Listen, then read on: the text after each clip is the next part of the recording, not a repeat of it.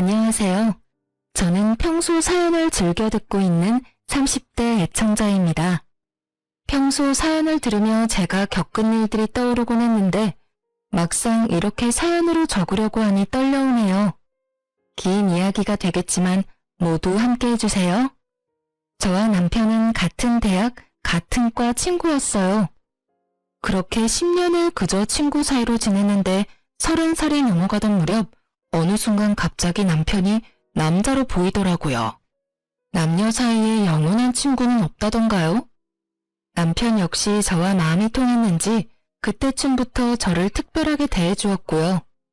그렇게 저희는 자연스럽게 친구를 넘어 연인 사이가 되었고 3년을 연애하다 결혼하게 되었어요.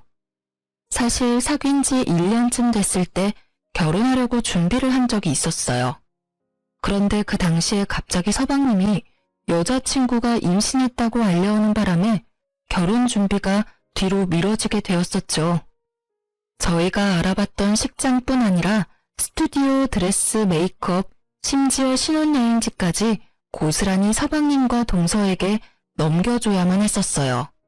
결혼이 미뤄진 것도 모자라 신중히 골랐던 모든 것이 무용지물이 되었을 땐 섭섭한 마음이 들었지만 워낙 오래 봐온 서방님께 가는 것이라 비교적 기쁜 마음으로 다 넘겨줬던 것 같아요.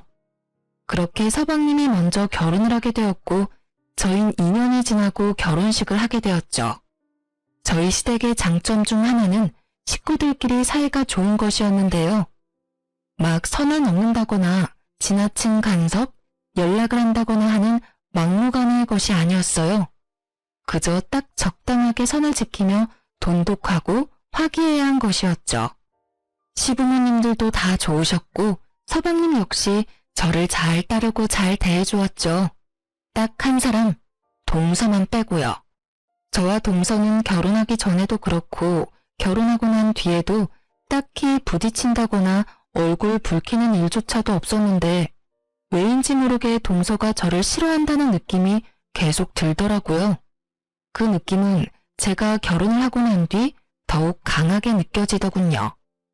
누구 때문에 제 결혼이 2년이나 미뤄졌는데 모든 사실을 다 알고 있는 동서가 저에게 고마워하기는커녕 적대적인 감정을 숨기지 않으니 저 역시 동서에 대한 마음이 곱지 않았어요. 그렇게 동서와 저 사이엔 묘한 기류가 맴돌았고 결국 그 감정이 폭발하는 날이 오고야 말았죠. 그날은 제삿날이었고 전 반차를 쓰고 시댁으로 향했어요. 큰 불만은 없었어요. 시댁은 제사가 많은 집안이었는데 제가 시집 오던 해에 어머님께서 다 없애시고 1년에 2번만 하자고 해주셔서 큰 부담이 없었거든요. 전 생각했던 것보다 일찍 시댁에 도착해 먼저 제사 음식을 준비했고 1시간쯤 지나니 동서가 아이를 데리고 오더군요. 아이도 아직 어리고 하니 동서에게 일을 시킬 생각 따윈 없었기에 전 간단한 인사만 나누고 주방에서 하던 일을 계속하고 있는데 동서가 아이를 안고선 쭈뼛쭈뼛 주방으로 오더라고요. 이리저리 날뛰고 싶어 안달이 난 아이를 안고선 말이죠. 어찌나 그 속이 훤히 보이던지 시집살이 무언지 제대로 알려줄까 하고 고민이 다 되더군요. 하지만 일하기 싫어 안달인 사람 붙잡고 일을 시켜봤자 뭐하나 하는 생각도 들고 그렇지 않아도 힘든데 괜한데 힘을 빼고 싶지 않아 그냥 아무 말도 하지 않았어요. 자신이 그렇게까지 하면 들어가서 쉬어라는 말이라도 할 줄 알았는지 동서는 이러지도 저러지도 못하고 서서 제 눈치를 살피더군요. 저는 끝까지 아무 말 하지 않고 제 앞에 놓인 산더미 같은 일에 집중하는 척을 했고 그런 저를 바라보던 동서는 이윽고 자기 아들 다리를 꼬집어 울려버렸어요. 제 눈으로 보고도 참 믿기지 않더군요. 아무리 상황이 그렇다고 해도 어떻게 자기 아들 다리까지 꼬집어 울릴 수가 있는 건지 제가 봤다는 생각은 전혀 하지 못하는 건지 동서는 소름이 끼치는 연기를 펼치기 시작하더라고요. 어머, 넌 또 왜 울어? 형님, 죄송해요. 저도 좀 도우려고 일찍 온 건데 아무래도 애가 울어서요. 방에 데리고 가서 좀 달래줘야 할 것 같아요. 연기력이 얼마나 출중한지. 만약 제가 동서가 꼬집는 장면을 목격하지 못했다면 깜빡 속을 만한 연기력이었어요.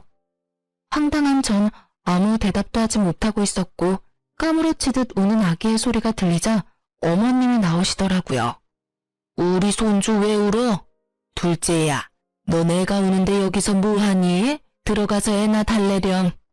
원래 애가 어릴 땐 일하고 싶어도 못하는 거야. 네? 그래도 형님 혼자 일하시는데 저 혼자 들어가기 좀 그래서요. 아유, 됐어. 뭘 그런 눈치를 보고 그래? 눈치 주는 사람도 없는데. 아, 그게요, 어머님. 그렇긴 하지만 아무래도 형님 혼자 하시니 제 마음이 좀 불편해서요. 이렇게 말하며 동서가 절 보는데 모르는 사람이 보면 제가 눈치 줬다고 오해하기 딱 좋은 눈초리더라고요. 어머님 역시 동서의 뜻대로 저를 오해하셨는지 저를 빤히 보시기 시작하는데 이대로 참고만 있을 일은 아니다 싶더군요. 전 저를 향하는 시선을 무시한 채 일어나 손을 씻고 동서에게 다가갔어요. 그리곤 동서가 꼬집었던 허벅지를 보여주며 이렇게 말했죠. 동서, 조심 좀 하지 그랬어. 아까 동서가 여기 살 찝는 것 같던데. 여기 봐봐. 아직 빨갛네. 조심 좀 해. 얼마나 아팠으면 애가 까무러치면서 울겠어? 그리고 내가 무슨 말 했어? 난 아무 말도 하지 않았어. 들어가서 아들 먼저 달래줘. 갑자기 꼬집혀서 아픈 건 둘째치고 애가 많이 놀랐겠어. 제 말에 동서는 제가 봤다는 사실을 깨달았고 아이의 허벅지보다 더 붉어진 얼굴을 하고 고개를 숙이더군요. 어머님은 계속해서 찡찡거리는 아이를 안고 방으로 가신다며 주방을 벗어나셨고요. 어머님이 들어가신 후 동서는 숙였던 고개를 획 들더니 화를 내며 저에게 따지기 시작하더군요. 형님, 꼭 이렇게 제 망신을 주셔야 해요? 이왕 모른 척 해주셨으면 끝까지 모른 척 해주시면 되잖아요. 아니, 애초에 저한테 들어가서 쉬라고 한마디 해주셨으면 이런 일까진 없었잖아요. 적반하장도 유분수지. 누가 누구한테 따지고 드는 건지 모르겠더라고요. 저 역시 참고 또 참고 있는 터라 더는 인내가 남아있지 않았고 오늘이 날이구나 하는 마음으로 동서의 말을 받아쳤어요. 내가 왜 그렇게까지 해야 하는데? 굳이 내가 왜?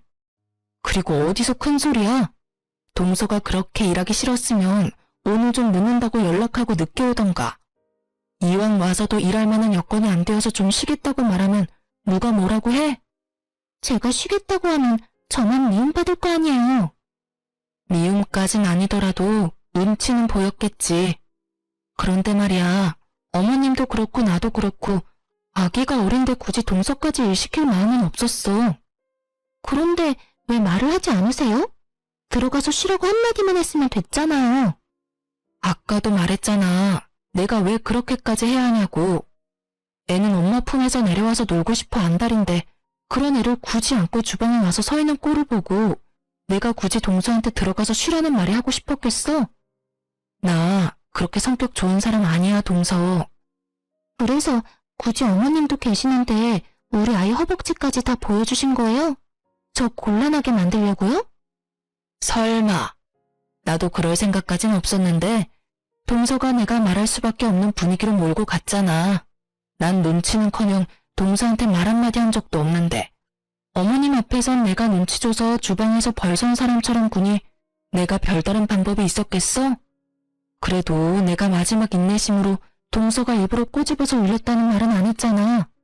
내 두 눈을 의심했다 진짜.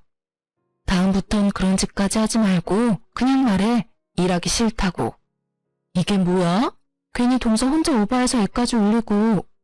난 있잖아. 일하기 싫다는 사람까지 엮어서 같이 고생시킬 마음 없어. 알겠어? 제 말에 동서는 할 말이 없는지 그저 저를 노려보았고 저 역시 동서를 노려봤어요.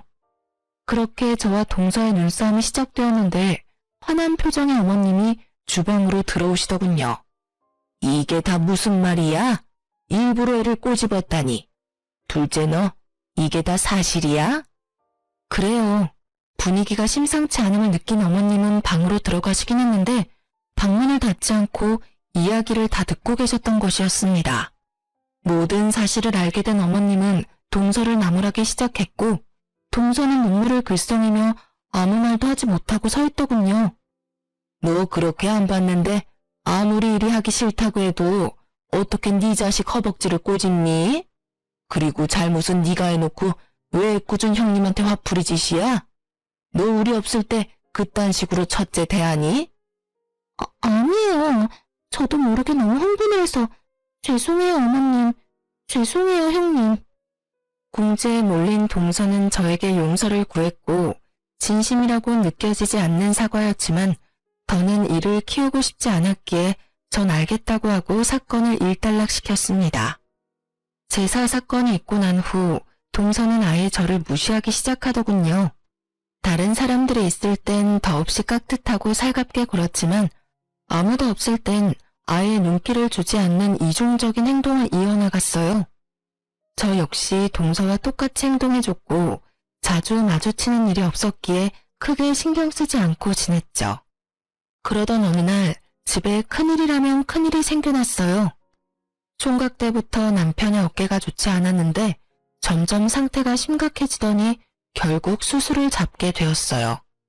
갑작스럽게 잡힌 수술 일정이라 제 회사에 연차를 내지 못했거든요. 생명과는 무관한 수술이긴 했지만 아무래도 신경이 쓰이더군요. 하지만 일정을 아무리 조정해도 출근은 해야 했고 전 일단 남편을 병원까지 데려다주고 출근을 하게 되었어요. 마음이 얼마나 급했는지 초인적 속도로 급한 일을 마무리하고선 다시 병원으로 향했죠. 가는 길에 병원에 전화를 걸었더니 남편이 이미 수술을 마치고 병실로 올라갔다고 하는데 마음이 얼마나 조급해지는지. 그렇게 전 병원에 도착해 남편의 병실로 들어섰고 거기엔 경악스러운 상황이 저를 기다리고 있더라고요. 아직 마취에 취해 있는 남편과 그런 남편의 손을 세상 애처롭게 잡고 있는 한 여자. 그 여자의 눈빛을 보는데 딱 알겠더라고요. 두 사람의 관계가 보통 관계는 아니라는 것을요. 자기야, 좀 괜찮아? 나 괜찮아. 괜찮은데 자꾸 잠이 와. 아직 마취해서 덜 깨서 그래. 조금씩 깨려고 노력해봐. 간호사 쌤 말이 이제 조금씩 깨워야 한다고 했어. 아프진 않지? 아프진 않아. 자기 얼굴 봐서 그런지 하나도 안 아프고 꿈꾸는 기분이야. 자기는 이 와중에도 참. 어쨌든 고생했어. 그 조용한 병실에 두 사람의 다정한 대화 소리가 들려오는데 제가 더 꿈을 꾸고 있는 기분이더군요. 그것도 1초라도 빨리 깨고 싶은 악몽이요. 하지만 제 앞에 놓은 모든 상황은 현실이더군요. 제가 올 줄 꿈에도 몰랐던 남편이 부른 저 여자는 상간녀였고 전 우습게도 굳이 일을 빨리 끝내고 와서 이 모든 끔찍한 광경을 남편의 병실에서 목격하고야 만 것이었죠.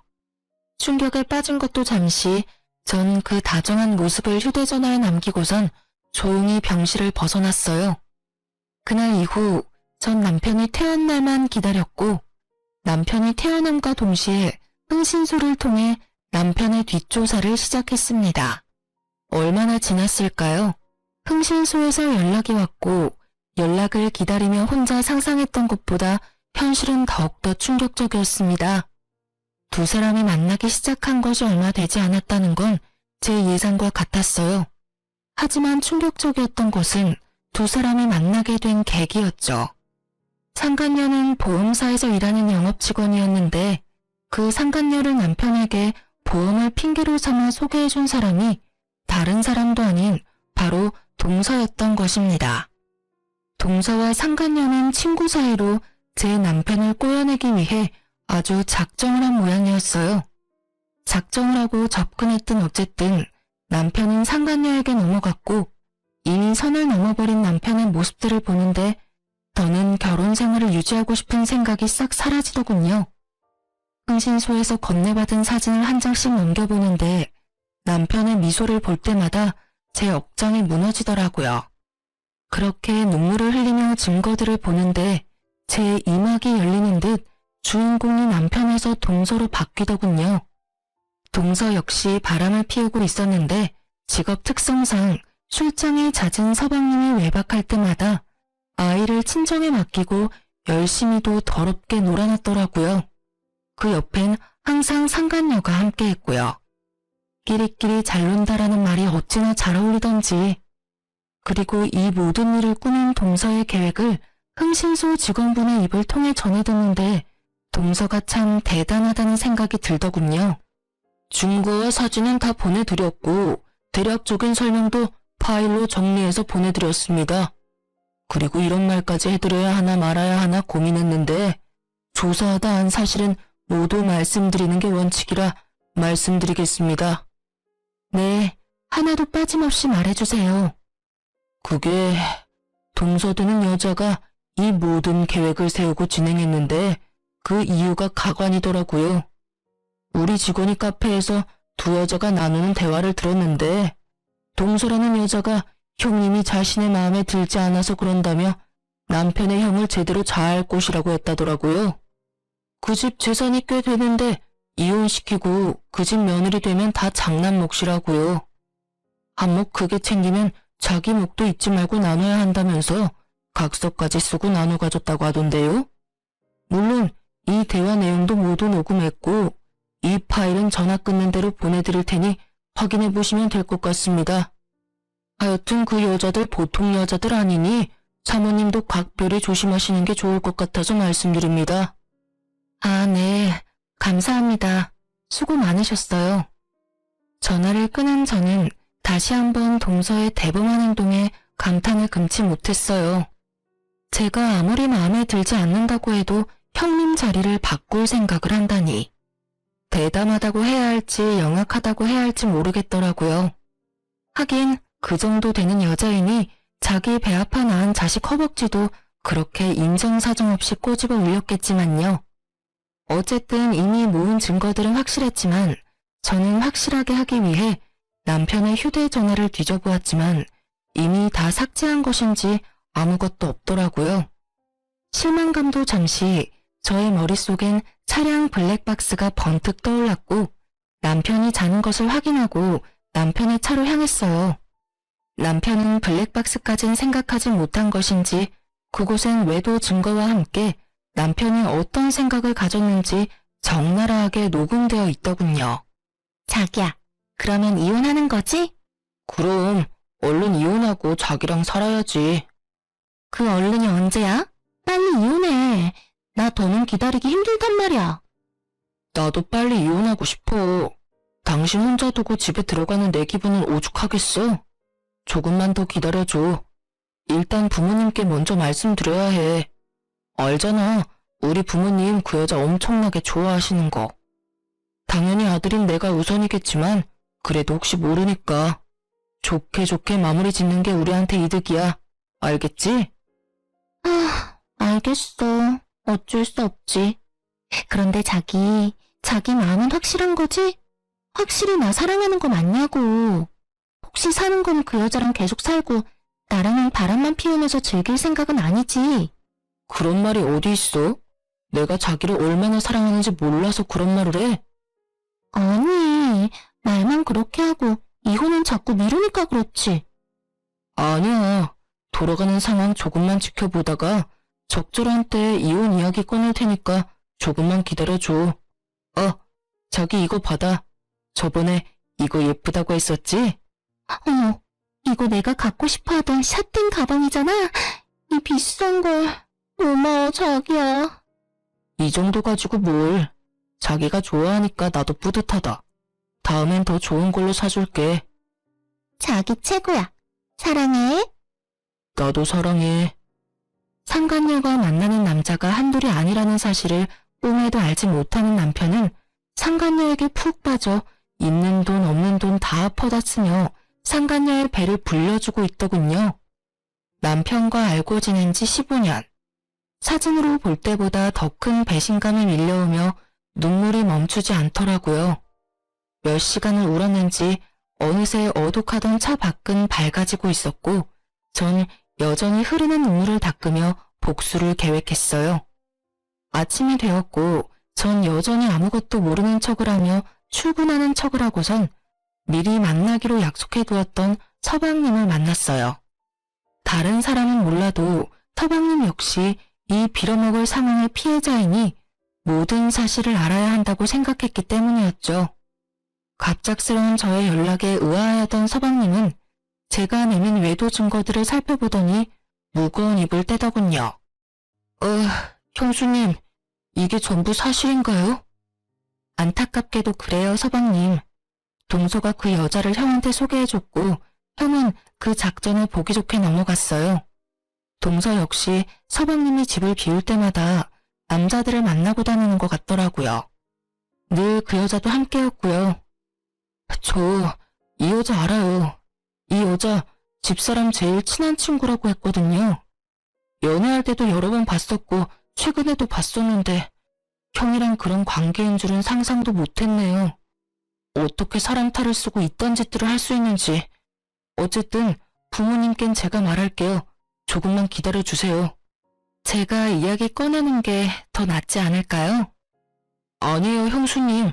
이 여자 요즘 보험 핑계 대면서 부모님 댁에도 들락날락하고 있다고 들은 것 같은데 날 한번 잡아보려고요. 한 장소에 다 모였을 때 한 번에 터뜨리는 게 좋을 것 같아요. 기가 막히더군요. 외도도 모자라서 시댁까지 이미 들락날락하고 있었다뇨. 상간녀와 동서의 계획이 눈에 훤히 보이더군요. 보험을 핑계로 삼아 자연스럽게 시부모님들께 얼굴을 드며 좋은 인상을 남기려고 했겠죠. 이쯤 되니 동서라는 여자가 무섭게까지 느껴지더군요. 서방님도 저와 같은 생각이었는지 이럴 때일수록 신중히 해야 한다고 조금만 기다려달라며 증거들을 챙겼고 저는 서방님의 말을 따르기로 했어요. 표정을 보아하니 서방님 역시 이 상황을 곱게 넘길 생각은 없어 보였고 서방님의 계획이 더 현명하기도 했으니까요. 그렇게 전 서방님의 연락을 기다렸고 상간녀가 시댁을 방문한다는 연락을 받게 되었어요. 기다리고 또 기다린 날이었는데 막상 모든 걸 밝힐 날이 되니 심장이 떨어질 듯이 뛰기 시작하더라고요.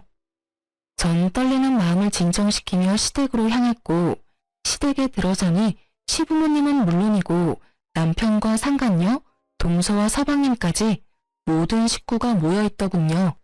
저의 등장을 상상도 못했던 세 사람은 당황한 기색이 역력했고 남편과 상간녀는 티나게 저의 눈치를 살피기 시작하더라고요.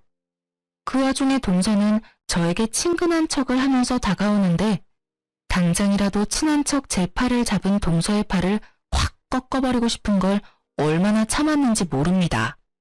그렇게 제가 이성의 끈을 끊어먹을 위기에 처해 있을 때 서방님이 아버님께 준비한 증거들을 보여주며 상황을 설명하기 시작했어요. 아버지, 이거 좀 보세요. 이게 다 뭐야? 형이 저 여자랑 바람을 피우고 있더라고요. 두 사람이 만날 수 있도록 도움을 준 사람이 놀랍게도 제 집사람이었고요. 서방님의 말에 아버님은 믿을 수 없다는 표정으로 증거들을 살폈고 동서는 어느새 아버님 앞에 무릎을 꿇고 앉아 눈물을 흘리고 있더군요.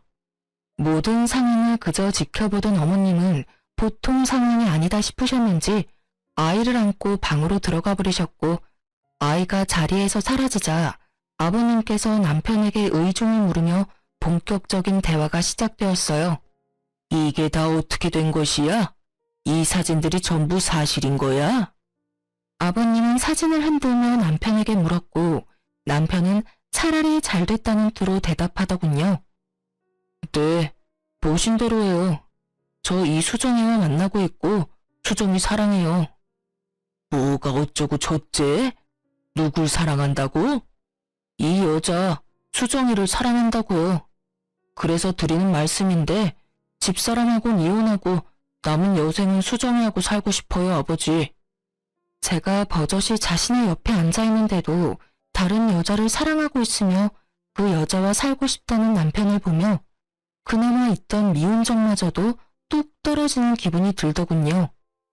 아버님 역시 저와 생각이 같으신지 남편을 가만히 노려보다 저에게 시선을 옮기신 후 차분한 말투로 질문하셨죠.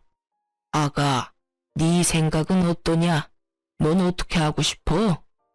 저 역시 같은 생각이에요. 저딴 인간하고는 1분 1초도 같이 살고 싶지 않아요, 아버님. 그래. 일단 알겠다.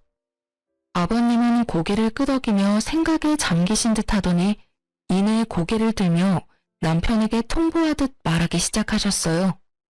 두 사람 말은 잘 들었고 그렇게 하도록 하자. 일단 결혼할 때 마련해준 집부터 비우거라. 네, 알겠습니다, 아버님. 당연한 듯 답한 저와는 달리 남편은 이런 상황은 계획에 없었다는 듯 언성을 높이기 시작하더군요. 아버지, 그게 무슨 말이세요? 집은 갑자기 왜 비워요? 아버지, 그 집은 저한테 주신 집이잖아요. 그러면 이제 제 집인데 저까지 왜 그 집에서 나와야 하냐고요? 그걸 몰라서 묻는 게야? 그 집은 너희 두 사람이 결혼한다기에 준 집이었다. 엄연히 따져 말해보자면 네가 아니라 내 며느리한테 주는 뇌물과도 같은 거였어. 모자란 내 아들 잘 데리고 살아달라고 뇌물로 준 집인데 두 사람이 이혼한다고 하니 당연히 집은 다시 돌려받아야 하지 않겠어?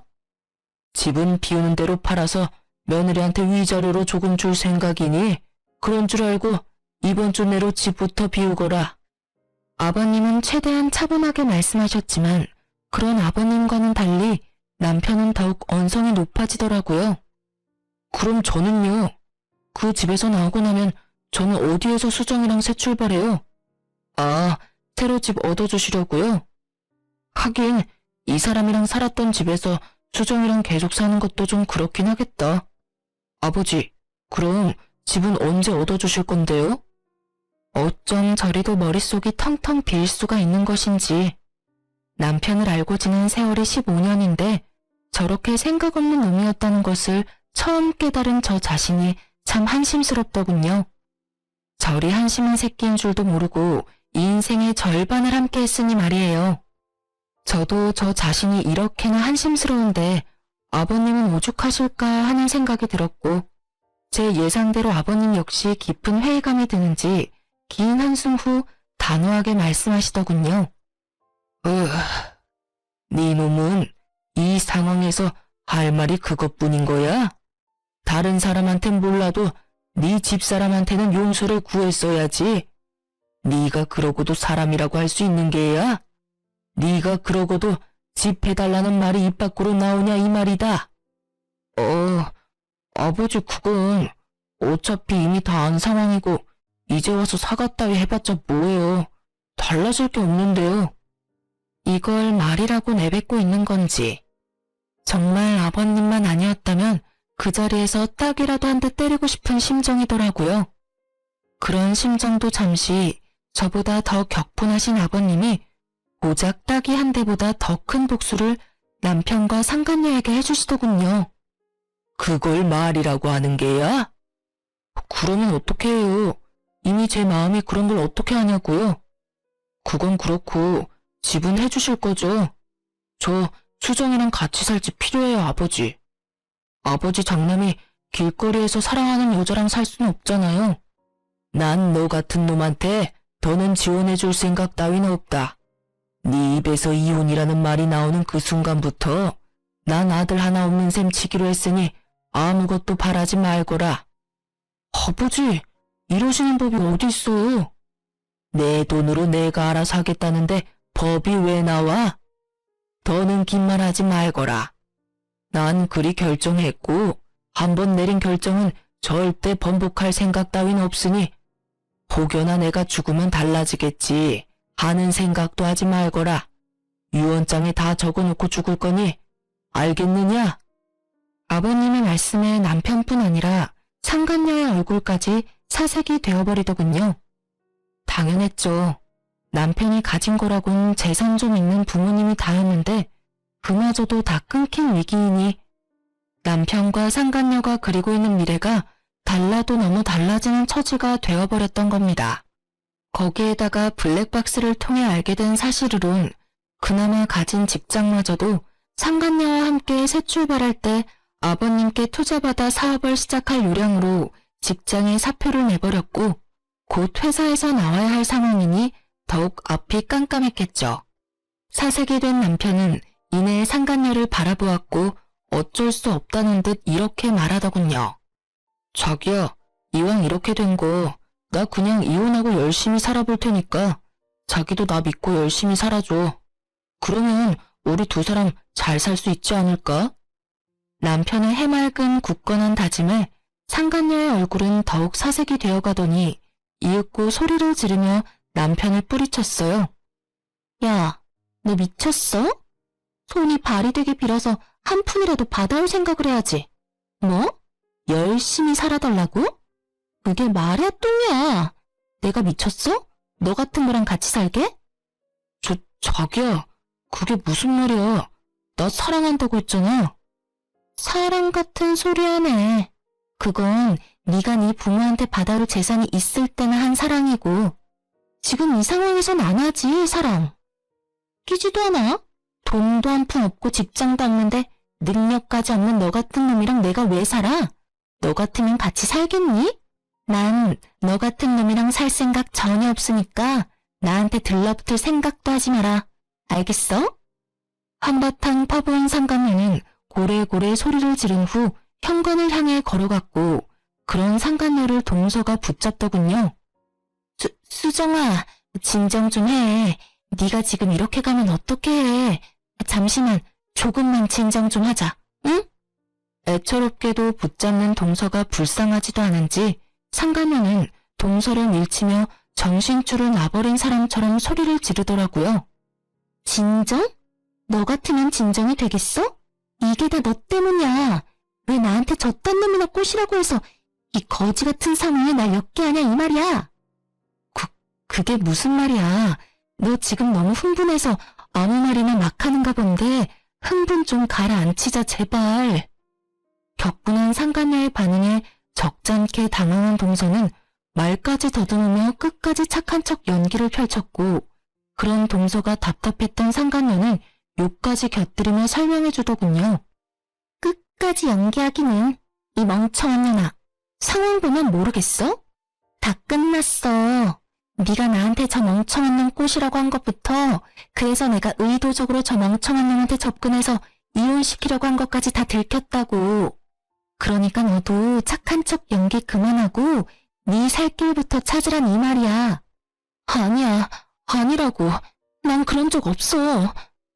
자신의 계획이 상간녀의 입을 통해 적나라하게 밝혀지자 동서는 크게 당황했고 당황한 동서는 상간녀를 있는 힘껏 밀쳐버리더라고요. 동서에게 밀쳐진 상간녀 역시 기분이 몹시 상해버렸는지 동서를 더 세게 밀쳐버렸고 그렇게 두 사람의 몸싸움은 시작되었어요. 시장판 싸움보다 더욱 거친 두 사람의 개싸움이 계속되는 사이 서방님은 모든 상황을 정리하고 싶은지 따로 정리해두었던 동서의 외도 증거들을 보여주며 차분히 자기 뜻을 알리기 시작했죠. 아버지, 이거 형뿐만 아니라 저 사람도 외도를 저지르고 있더라고요. 그래서 저도 이혼을 하려고요. 한꺼번에 이런 충격 드리게 돼서 죄송하지만 더는 저런 여자와 살 수가 없어요. 그러니 아버지께서 이해 좀 해주세요. 이해는 무슨, 당연히 이혼해야지.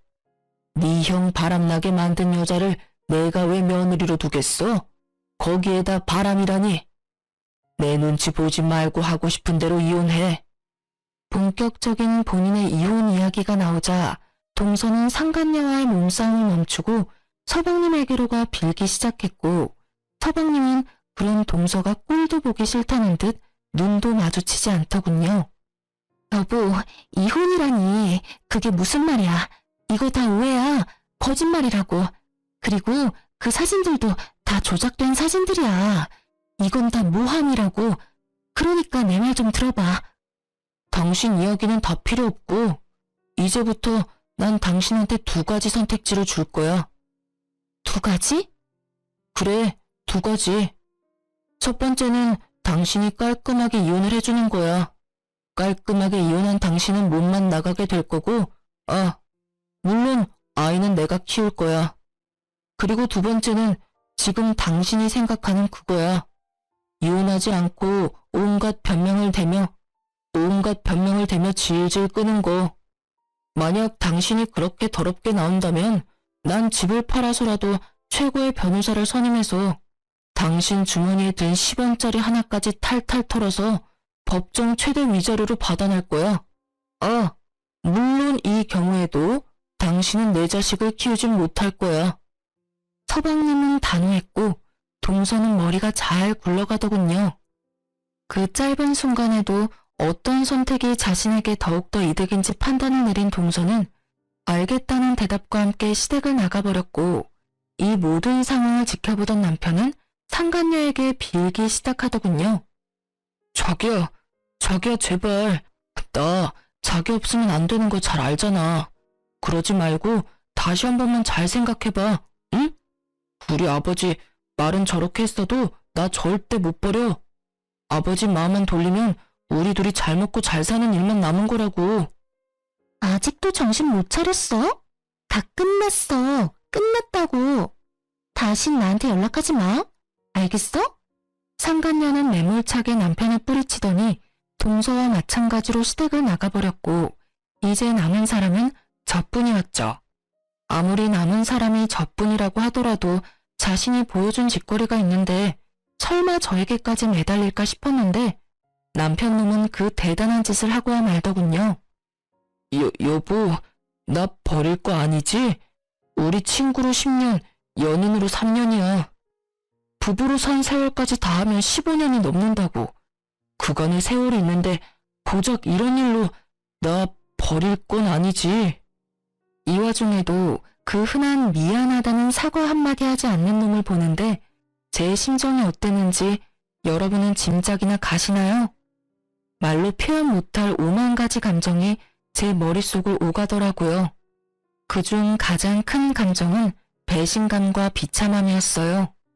절 얼마나 하찮게 그리고 우습게 봤으면 이 와중에도 사과 한마디 없이 저의 용서를 바라는 걸까 싶어서요. 참 대단하다 정말. 이 와중에도 나한테 미안하단 말 한마디가 없으니까 말이야. 그거야. 미안한 건 말하면 입 아프니까 굳이 안 한 거지. 나 당신한테 정말 미안해. 진심이야. 그러니까 나 한 번만 용서해줘. 내가 앞으로 정말 잘할게. 당신이 잘하든 말든 난 이제 상관없어. 난 아까 말했듯이 당신 같은 인간이랑 이제 1분 1초도 같이 살기 싫으니까. 여보 제발 그러지 말고 나한테도 기회를 줘. 기회? 내가 당신 마음 모를 줄 알아? 나한테 어떻게든 달라붙어서 아버님 마음 돌리려고 그러는 거잖아. 내가 정말 좋아서 아니라 당신이 아쉬워서 이러는 거 모르는 줄 아냐고. 내가 정말 바본 줄 알아? 이 상황에서 어떻게 나한테 기회를 달라고 부탁할 수가 있어? 당신 정말 뻔뻔하다. 난 당신이 이렇게까지 파렴치한 사람인 줄 정말 몰랐어. 정말 실수였어. 실수였다고. 우리가 함께한 세월이 15년인데 이까지 바람 한 번쯤은 덮고 넘어가 줄 수 있잖아. 당신은 왜 그렇게 사람을 모질어? 제가 자기 사과를 받아주지 않자 도리어 화를 내는데 정말 어이가 없더라고요. 그러면서 제가 왜 이 인간 같지도 않은 인간이랑 그곳에서 입씨름을 하고 있는지도 모르겠고요. 그래서 전 준비했던 마지막을 해주었어요. 나 원래 이렇게 모질었어. 몰랐어? 그리고 또 모질게 말해보자면 아쉽게도 당신한텐 선택지는 물론이고 기회도 없어. 난 당신이랑 좋게 이혼할 생각도 없고 쉽게 이혼할 생각도 없어. 그러니까 각오 단단히 하는 게 좋을 거야. 마지막 경고의 말을 끝난 저는 아버님께 인사를 드리고 시댁에서 나와버렸습니다. 그 뒤론 일사천리였어요. 남편이 찾아오기도 했고 연락으로 귀찮게 굴기도 했지만 이혼은 막힘없이 진행되었어요. 전 상간녀 소송과 함께 동서에게도 위자료를 청구했고 좋은 변호사분을 만난 덕분에 예상보다 빨리 그리고 예상보다 많은 금액의 위자료들을 받고 이혼을 할 수 있었어요. 서방님 역시 전 동서는 깔끔하게 보내주었지만 상간남 소송만큼은 칼같이 진행했다고 하더군요. 그 많은 남자 중 전 동서가 유부녀인 걸 알면서도 꽤 오랫동안 지속적이게 만나던 남자가 딱 한 명 있었는데 그 남자만큼은 그냥 넘길 수가 없었다고 하더라고요. 그렇게 진행된 상간남 소송으로 서방님 역시 복수를 할 수 있었죠. 서방님과 이혼을 하고 난 후 전 동서는 당연하다는 듯 상간남을 찾아갔다고 들었어요. 하지만 상간남 소송까지 당해 망신이란 망신은 다 당하고 돈은 돈대로 날린 상간남은 이미 그 여자에게 남은 마음이라곤 미움뿐이었고 그랬기에 전 동서를 받아주는 일은 없었죠. 거기에다가 땡전 한 푼 없는 여자니 혹 붙일 생각이 아니라면 더욱 받아줄 마음이 들진 않았겠죠. 전 남편의 결말도 다르진 않았어요. 저와 이혼하고 난 후 시댁에서도 받아주지 않자 전 남편이 찾은 곳은 상간녀였다고 합니다. 매일같이 찾아가 얼마나 귀찮게 했으면 상간녀에게서 전화가 다 왔더라고요. 이보세요. 당장 그쪽 남편 좀 데리고 가라고요. 매일같이 찾아와서 울고 불며 매달리는데 사람 미칠 지경이라고요. 그런 말을 왜 나한테 하는지 잘 모르겠네요. 내가 왜 그 사람을 데리고 가야 하는데요? 그거야. 저 남자가 그쪽 남편이니까 그렇죠. 그 남자 이제 내 남편 아니거든요. 네가 꼬셔서 정신 나가게 했으면 네가 책임져야지. 누구한테 떠넘기는지 모르겠네. 내가 왜 책임을 져? 내가 그때 말했었잖아. 저딴 놈이랑 살 생각 없다고. 그러니까 당장 와서 데리고 가라고. 이러다 내 혼사길까지 막히게 생겼어. 유부남 꼬셔서 한 가정 파탄 낼 거라고 작정할 땐 네 혼사길 정도야 꽉 막힐 거라는 각오 정도는 했어야지. 뭐라고? 네가 네 남편 간수를 못해서 나한테 넘어온 걸 나한테 어쩌라는 거야. 나 경찰에 신고할 거야. 네 남편 깜빵 가는 걸 보고 싶어? 눈치 하나는 빠른 줄 알았더니 그것도 아니더군요. 다른 것도 아니고 전 남편을 가지고 저한테 이런 말을 한다니. 어이가 없어 코웃음이 다 나더라고요. 깜빵을 보내고 싶은 사람한테 깜빵을 보낼 거라고 겁을 주다니. 이 얼마나 웃기는 상황인가요? 전 터져나오는 웃음을 참지 못하고 웃어버렸어요. 신고? 하려면 해. 나 이혼했다는 말 못 들었니? 그 인간이 깜빵을 가든 지옥을 가든 그게 어디든 그 인간이 불행할 수만 있다면 난 환영이야. 이거 왜 이래? 뭐라고? 나 정말 신고할 거야? 신고하든 말든 맘대로 하라니까. 그리고 샤넬백 사줄 땐 사랑한다더니 쥐뿔도 없는 놈 되니까 귀찮니? 그 마음 이해 안 되는 건 아니지만 그래도 어쩌겠어. 네가 다 그렇게 만든 상황인데. 그러지 말고 품고 살아봐. 잘 살다 보면 또 모르지? 두 사람이 꿈꾸던 재산 물려받아 잘 먹고 잘 사는 미래가 현실이 될 수도 말이야. 아버님이 유언장에도 친히 그놈한테는 한 푼도 안 준다고 적으신다고 했지? 어쩌니? 너희가 바라던 그 꿈 같던 미래는 정말 꿈이 돼버렸고 너한텐 웬 버러지 한 명이 붙어버렸으니 하여튼 난 이혼했고 나하고는 상관없는 사람이니까 네가 알아서 해. 나한테 연락하지 말고. 너야말로 나한테 한 번만 더 연락해서 이딴 되지도 않는 말 또 하면 내가 경찰에 신고할 테니까. 알겠어? 그 뒤로 상간녀는 온갖 욕을 해댔지만 전 전화를 끊어버렸고 그 뒤로도 연락이 오길래 그냥 차단해버렸어요. 정말 신고라도 해버릴까 하고 생각한 적도 있었지만 신고해봤자 뭐 하겠어요. 이리저리 불려다니기만 하고 귀찮아질 것이 분명해 그만두기로 했죠. 그렇게 전 모든 연락을 차단해버렸고 서방님의 말론 상간녀 역시 전 남편을 나몰라라 하고 버렸다고 하더군요. 전 남편이 그 버림을 받기 전까지 하루가 멀다고 상간녀의 집과 회사까지 찾아가 애원을 넘어 난동까지 피우는 바람에 상간녀가 말한 대로 혼사길은 물론 회사까지 잘렸다고 하고요. 얼마나 통쾌했는지 모릅니다. 사실 위자료를 받은 것만으론 상간녀에 대한 제 분노가 다 사라진 건 아니었는데 제 가정이 박살난 것처럼 상간녀의 일상도 망가졌다고 하니 그것 참 통쾌하더군요. 그리고 그 뒤론 제가 예상했던 그대로더군요. 전 남편은 또다시 시댁으로 찾아가 손이 발이 되게 빌며 시댁에서 지낼 수만 있게 해달라며 빌었지만 아버님과 어머님은 받아주지 않았고 오갈 데가 아예 없었던 전 남편은 결국 퇴직금으로 작은 원룸을 얻어 살고 있다고 하더군요. 믿었던 모든 사람에게서 버림을 받은 충격 때문인 건지 능력이 부족한 것인지는 모르겠지만 취업은 되지 않았고 그 대신 일용직을 나가며 하루하루를 연명하고 있다고 해요. 그래도 일용직이라도 나가서 생활비라도 벌고 있으니 참 다행이라고 했네요. 돈 한 푼 벌지 않고 수중에 있던 돈마저 떨어지면 저에게 찾아와 또 어떤 귀찮은 짓을 할지는 모르는 일이니까요. 그 소식을 마지막으로 전 서방님을 비롯해 시댁과 연락도 끊어버렸어요. 악한 감정은 없었지만 아무래도 전 남편과의 기억이 계속 떠올라 관계를 지속할 수는 없겠더라고요. 일단 저도 살아야 했으니까요. 전 이혼하고 난 후 사연에서 듣던 것처럼 잘 지내지진 않더군요. 남편을 사랑하는 마음이 남은 건 아니었지만 몰아치는 감정의 소용돌이 속에서 방황했던 것 같아요. 때론 슬펐고 때론 무기력했고 때론 한탄도 했고요. 괜찮아졌다 싶으면 어김없이 떠오르는 함께했던 세월이 저를 참 많이도 힘들게 괴롭혔습니다. 한동안은 그 모든 감정을 외면한 채 지냈는데 외면하는 것이 정답이 아니라는 생각이 어느 날 들더군요.